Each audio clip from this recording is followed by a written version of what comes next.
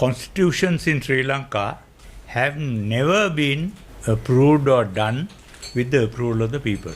If you take the 1977 constitution, we never expected it. J.R. Javadana's brother prepared the constitution, he brought it to parliament, and he made himself the president without a mandate. That was how the 78 constitution was made. 1972 was more democratic because we went into a constitutional council, made ourselves a republic, and there were so many good things about the 1972 constitution. But there were some bad things also.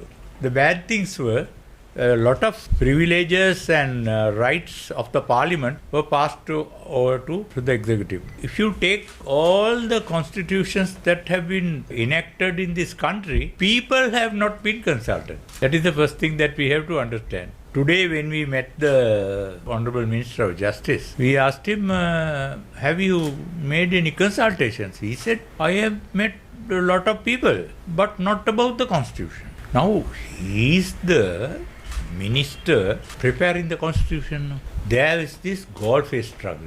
There are struggles all over the country about the pattern in which this country is being ruled.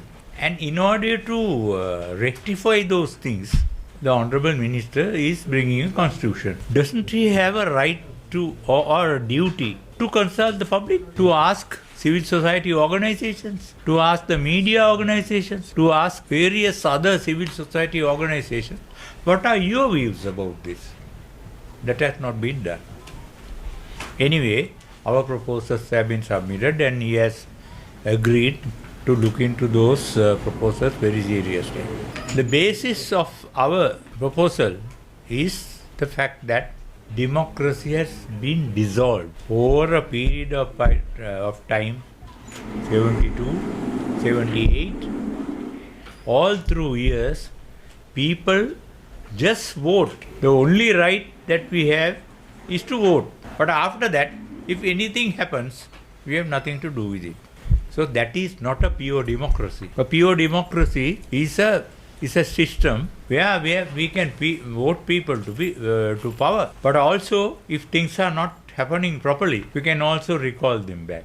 There are systems in European countries where such things happen. So, just because we give them power, that does not mean we give them absolute power. That is what is happening in this country. 69 lakhs, 6.9 people, 9 million people go and vote for a party and give them power to do anything. Is that correct?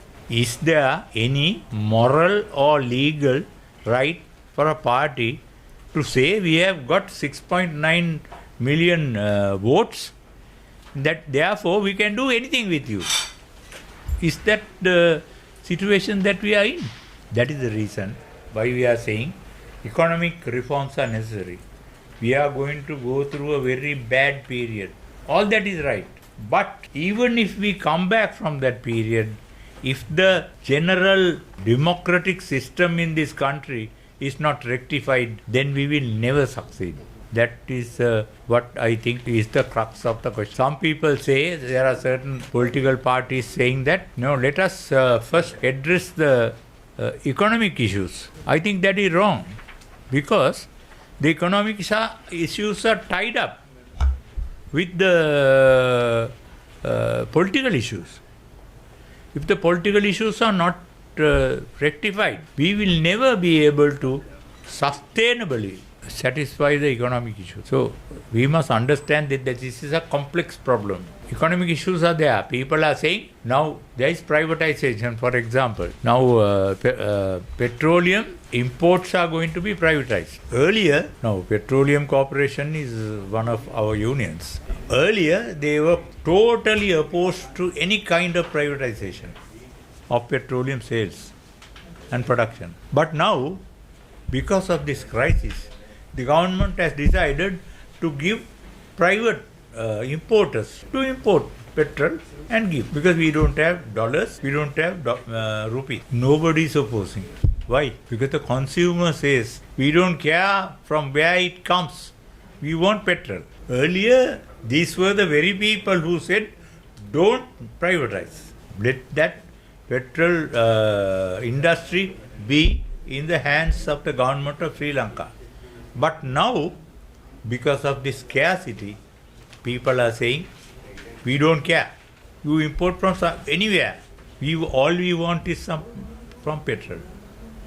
So that is the way now that the government is changing its attitude and using this opportunity to privatize also.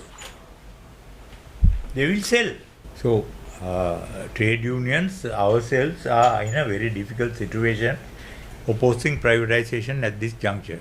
But amidst all these problems, what I want to say and conclude is that our document here has emphasized on the democratization of society, to have dialogue, to have social dialogue with the people. When this agricultural issue came, nobody went and talked with the farmers. They took decisions. There has to be social dialogue. That is the basis of democracy. That is why certain countries in Europe are developing, because there is this social dialogue. So our document, all in all, emphasizes on democracy, emphasizes on human rights, and emphasizes on certain basic deficiencies in this document, in the national constitution that is so far applicable.